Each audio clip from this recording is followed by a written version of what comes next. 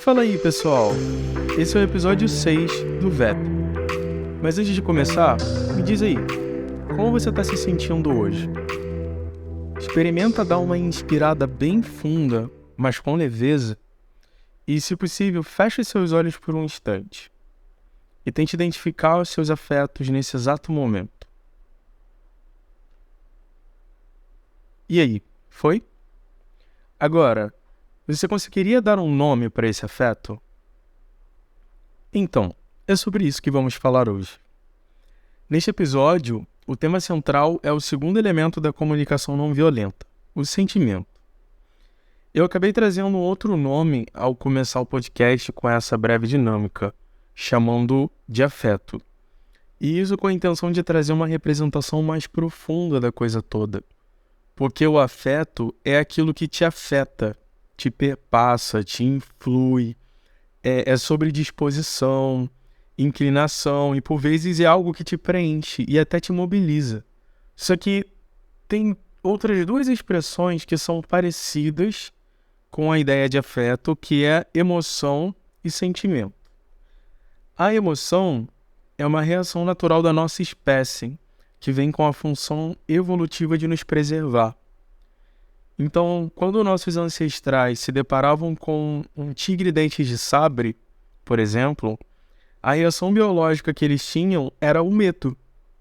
E esse medo tinha a função de gerar o estado de alerta e, em seguida, dois movimentos possíveis: lutar ou correr. E não é difícil associarmos esse exemplo nas situações dos dias atuais. O sentimento, por sua vez, é a racionalização da emoção. É tipo ficar pensando sobre aquele encontro medonho com o tigre dentes de sabre hoje de manhã.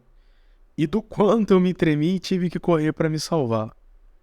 O sentimento é um tipo de associação entre um evento externo e a emoção experimentada no ato desse evento. Então, meio que temos 3 ideias para a gente brincar aqui, mas a que eu vou enfatizar é o sentimento, que é o que está no livro como tema para a gente pensar, né?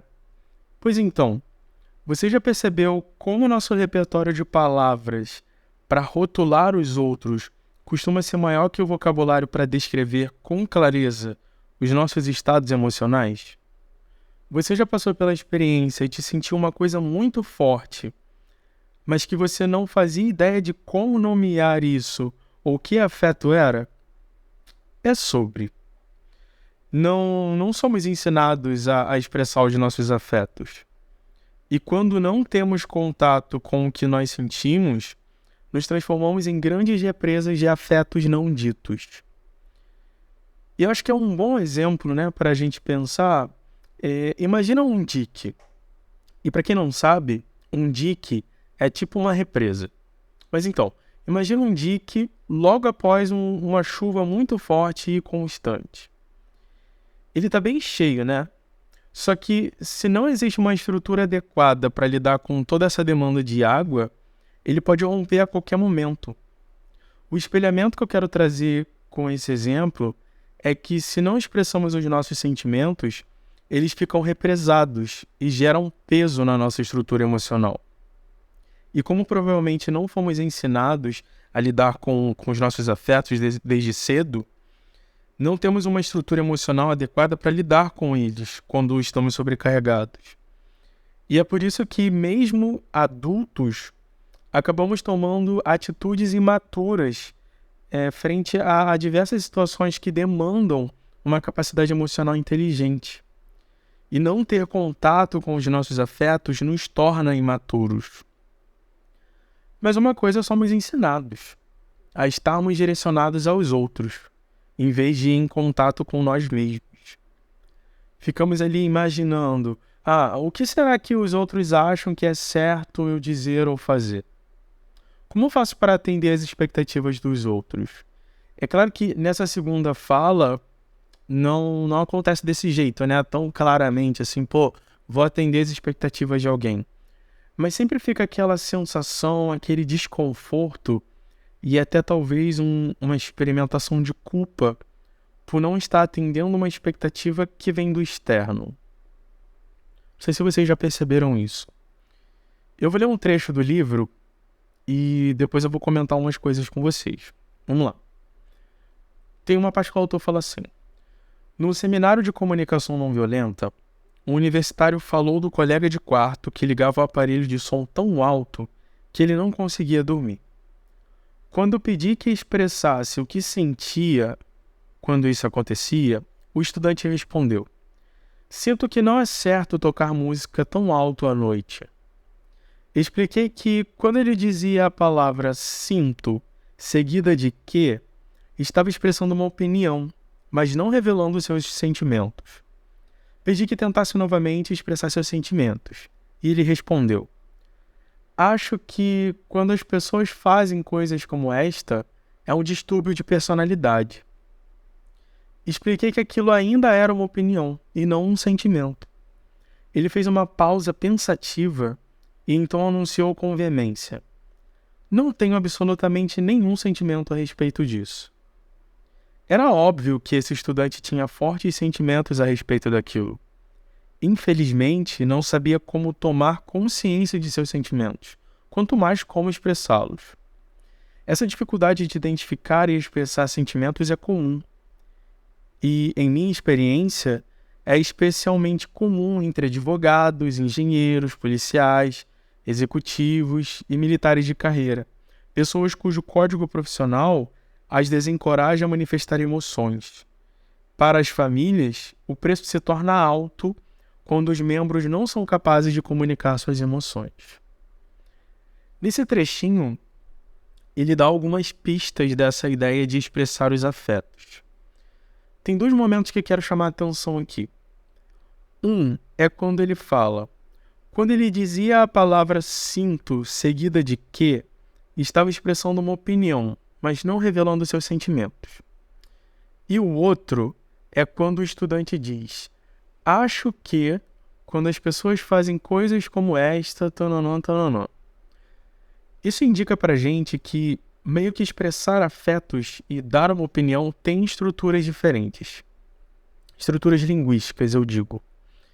E dizer uma opinião vem desse lugar de pensamento. Tipo, penso que, acho que, sinto que, tenho a sensação, enfim. Enquanto que expressar sentimentos vem de outra estrutura. E é uma coisa que a gente vai ver mais pra frente como funciona. E fazendo um adendo aqui, lembrem que expressar afetos é algo humano. Por mais estranho e talvez clichê que isso soe, precisamos ser humanos, galera. Expressar nossas vulnerabilidades pode ajudar a resolver conflitos. Mas aí, talvez você possa pensar: como eu vou resolver uma questão problemática para mim se eu me mostrar fraco?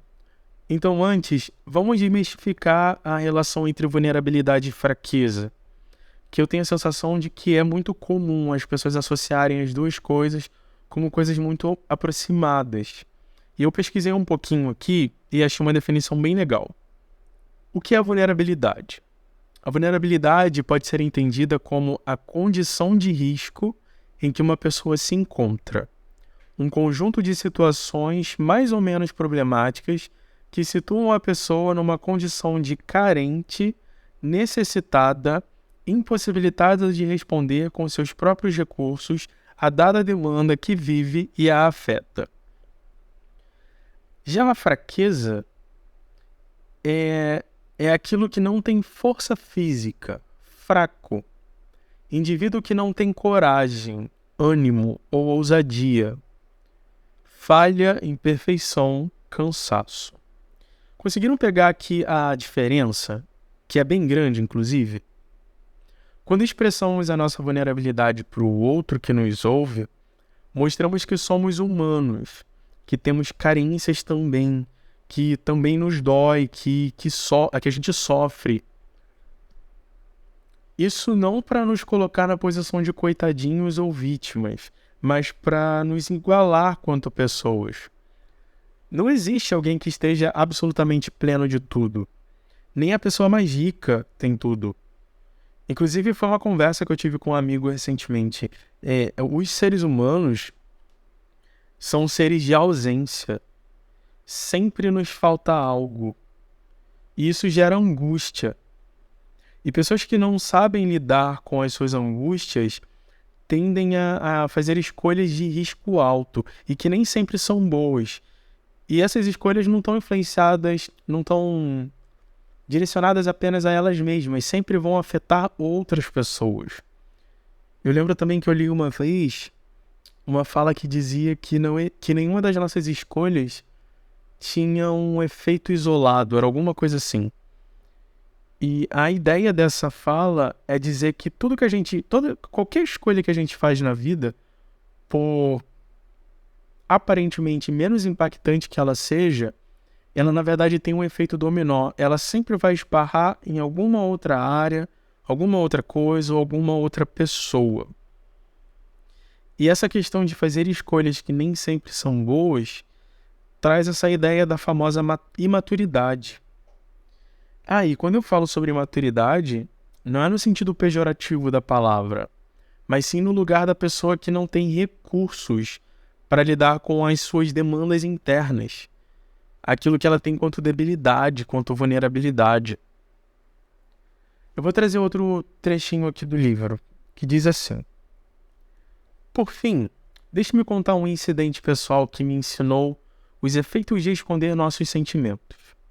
Eu estava dando um curso de comunicação não violenta para um grupo de estudantes de áreas urbanas decadentes. Quando entrei na sala no primeiro dia, os alunos que estavam conversando animadamente uns com os outros ficaram quietos.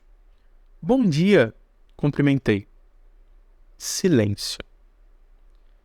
Senti-me muito desconfortável, mas tive medo de expressar isso. Em vez disso, continuei com meu modo mais profissional. Neste curso, estudaremos um processo de comunicação que eu espero que vocês achem útil no relacionamento em casa e com os amigos. Continuei a apresentar informações sobre comunicação não violenta, mas ninguém parecia estar escutando. Uma moça, procurando na bolsa, achou uma lixa e começou a lixar vigorosamente as unhas. Os alunos próximos às janelas colaram seus rostos no vidro, como se estivessem fascinados pelo que acontecia na rua lá embaixo. Comecei a me sentir cada vez mais desconfortável, mas continuei não dizendo nada. Finalmente, um aluno que de certo tinha mais coragem do que eu estava demonstrando ter, disparou. Você odeia estar com negros, não? Fiquei atordoado, mas percebi imediatamente como eu mesmo havia construído para essa percepção por parte do estudante, ao tentar esconder meu desconforto. Eu estou me sentindo nervoso, admiti. Mas não porque vocês sejam negros. Meus sentimentos têm a ver com não conhecer ninguém aqui e desejar ter sido aceito quando entrei na sala. Essa expressão de minha vulnerabilidade teve um efeito acentuado nos alunos. Eles começaram a perguntar sobre mim e a contar coisas sobre eles mesmos e expressar curiosidade sobre a comunicação não violenta. Confessar uma coisa para vocês, esse pedaço teve um impacto bem grande para mim quando eu li, porque me fez lembrar de várias vezes que eu deixei de falar sobre um sentimento que estava me sufocando, e quando eu fui obrigado a fazê-lo, percebi que se eu tivesse dito antes, nem eu nem a pessoa teria sofrido tanto.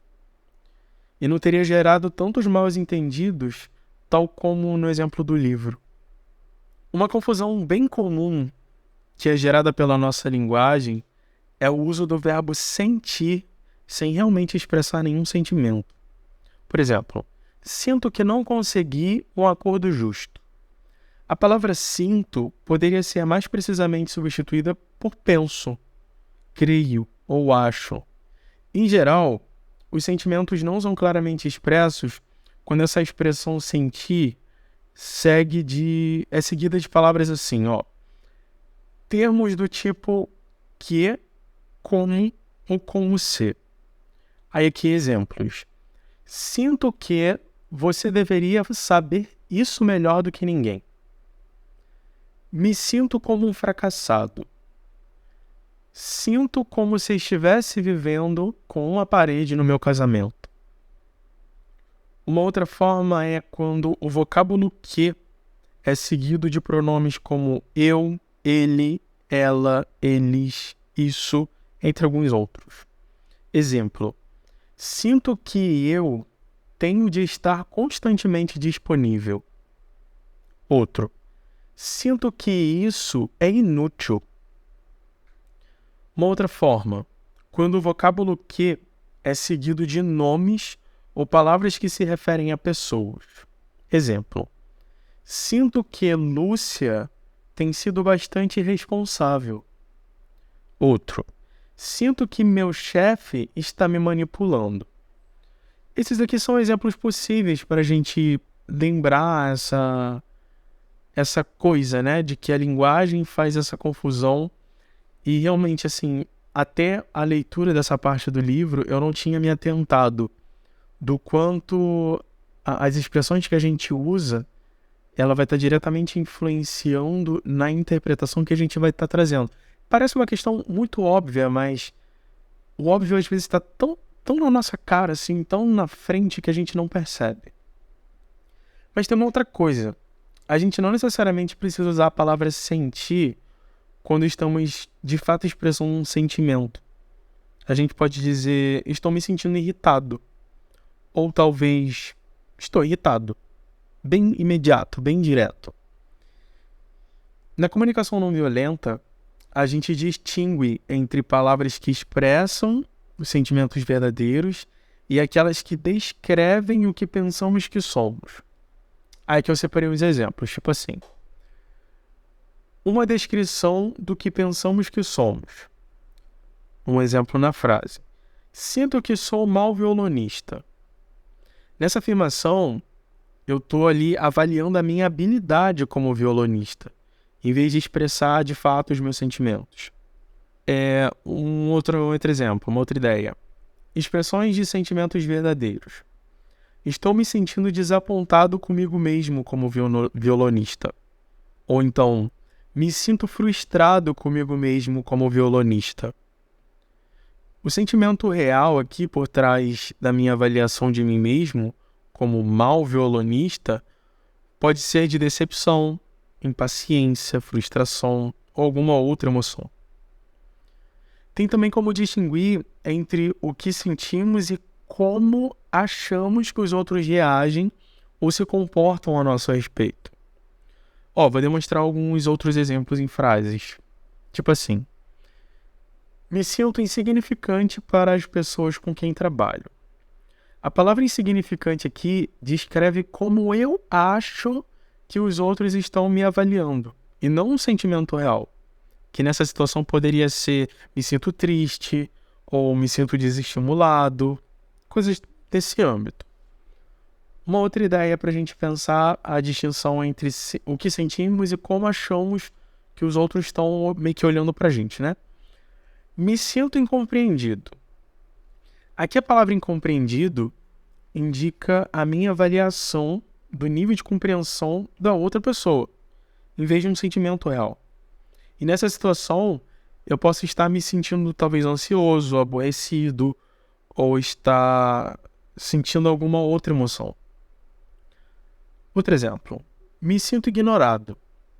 Esse aqui é mais um exemplo que diz mais da interpretação das ações do outro do que uma descrição clara de como eu estou me sentindo.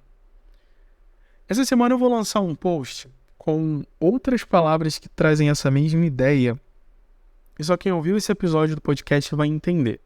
Então, fiquem no aguardo.